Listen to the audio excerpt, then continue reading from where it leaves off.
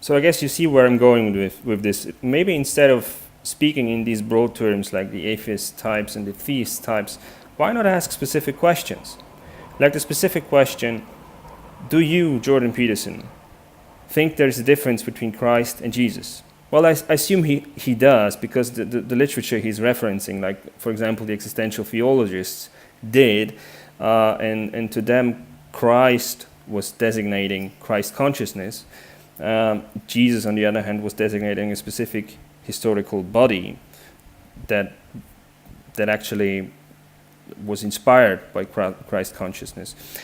Jesus, in other words, wasn't born as Christ. He had to become Christ in the course of his time. And Christ consciousness is not something that is open to be realized by a single person, but it's something that potentially can be realized by everyone. This is at least a position that you find in thinkers like Paul Tillich. This is existential theologists.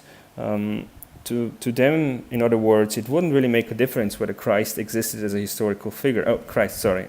Jesus, existed as a historical figure, because what they are interested in is the transformative power of the story itself and the structures of experience that it transmits, the way of making sense of the world that it teaches you, and not so much the actuality of the historical event. Now, I think it would be much more interesting to ask Jordan Peterson specifically, well, do you make this distinction? Do you make the distinction between Christ and Jesus?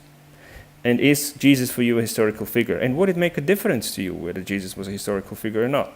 Well, let's ask something else, which is specific. Do you see a distinction between faith and belief? And what, according to you, is the major distinction between faith and belief? What is the relationship to knowledge? How is knowledge different from belief? It's also a relevant question that you could ask. Another question that you could ask is how to interpret the Trinity. Is it for you possible that everyone is as one with God as Jesus was? Or does he have a specific status? How do you think are the different, because he has been referencing mysticism a lot, but he's never really gotten more specific about it, how he specifically thinks about it, and particularly he has not built it into any kind of developmental model. So I don't know where he puts mysticism exactly.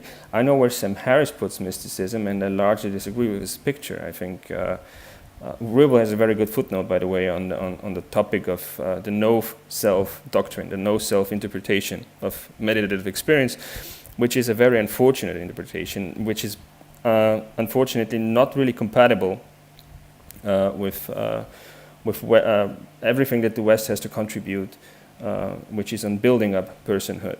This is, by the way, something that in the future might be interesting to hear them discuss, because it also shows in their competence. Sam Harris is not so competent on fostering everything that goes up to egoic consciousness.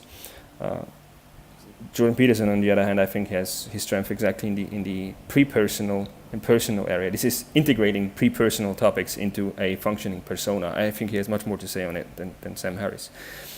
So I think these are much more interesting and productive questions than asking whether someone is an atheist or a theist in a very low resolution way. Like, how would this help? How would you learn anything specific about someone's position?